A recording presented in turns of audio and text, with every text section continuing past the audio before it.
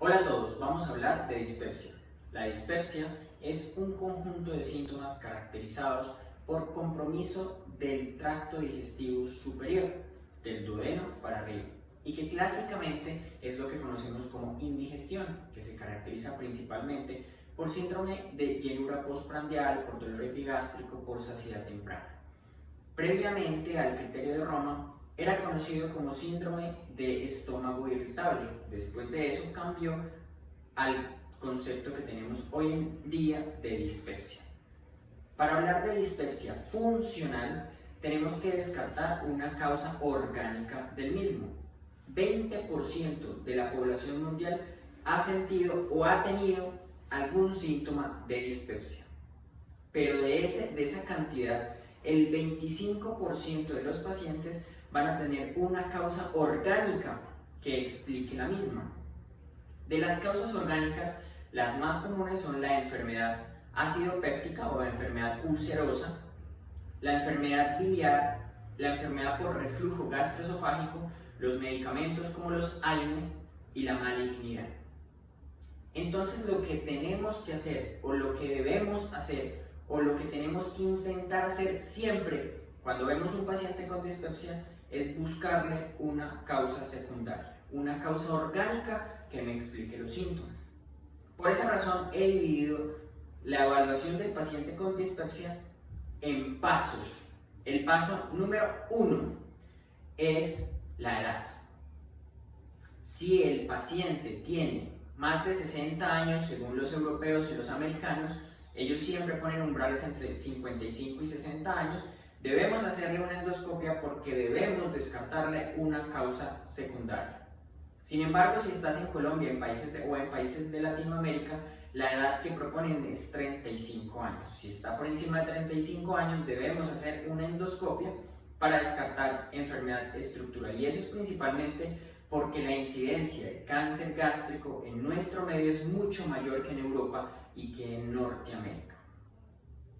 El paso número 2 es buscar los síntomas de alarma en la historia clínica. ¿Cuáles son esos síntomas de alarma? Sangrados digestivos, sea melenas o hematemesis, pérdida no intencional de peso, que el paciente presente disfagia u odinofagia, que el paciente tenga anemia ferropénica, que tenga antecedente familiar de cáncer gástrico o esofágico y cualquier otro hallazgo al examen físico como una masa palpable de enopatías que nos llamen la atención, ese paciente debe ir con una endoscopia para buscar malignidad. El paso número 3 entonces es tamizar para Helicobacter pylori, es decir, si en el paso número 2 no requería una endoscopia digestiva superior, el paso número 3 es hacerle un método no invasivo para diagnosticar Helicobacter pylori. Si el paciente tiene Helicobacter pylori, debemos erradicar el Helicobacter pylori y confirmar la erradicación. Cuando hemos confirmado la erradicación, vemos si el paciente tuvo una mejoría o si el paciente no mejoró. Si el paciente no mejoró, vamos para el paso número 4. O si el paciente no tenía Helicobacter pylori, vamos al paso número 4. Y el paso número 4 es entonces el tratamiento de los pacientes con dispepsia funcional, porque ahí podemos estar relativamente seguros que el paciente no tiene una causa estructural que le explica sus síntomas y que lo que tiene es dispepsia funcional y nada orgánico. Para el tratamiento de la dispepsia funcional, dividimos a los pacientes en dos grandes grupos. Los pacientes en los cuales predomina el síndrome de distrés postprandial, que principalmente es llenura muy fácil, que se llenan muy fácil, o una saciedad precoz, una distensión abdominal, y dolor epigástrico, aquellos que predomina dolor epigástrico que puede o no relacionarse con las comidas. Se sabe que más o menos el 67% de los pacientes se presentan como distrés postprandial, el 7% como dolor epigástrico aislado y el resto de los pacientes como una superposición entre ambas. Sin embargo, tenemos que evidenciar cuál es la que predomina para así iniciar su tratamiento.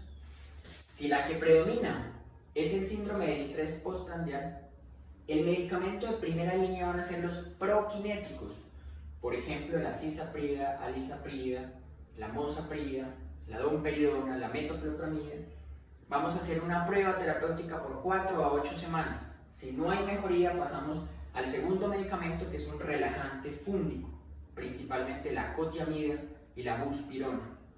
Si no hay mejoría con estos medicamentos, pasamos a un neuromodulador central. El neuromodulador central generalmente es mirtazapina. Cuando no hay mejoría con estos medicamentos que hemos iniciado, se considera el paciente en un caso refractario y debemos empezar con terapias experimentales como la psicológica y como las naturistas. Si lo que predomina en el paciente es el síndrome de dolor epigástrico, entonces el medicamento de primera línea van a ser los inhibidores de bomba de protones, es decir, los medicamentos que suprimen el ácido, pero siempre vamos a preferir el inhibidor de bomba de protones sobre el anti-H2 como la ranitidina. Cuando no hay mejoría con 4 a 8 semanas, pasamos a un antidepresivo tricíclico. Si no hay mejoría con el antidepresivo tricíclico, consideramos que es un caso refractario y nuevamente vamos a llevarlo a terapias experimentales, terapia psicológica y terapias naturistas. Muchas gracias.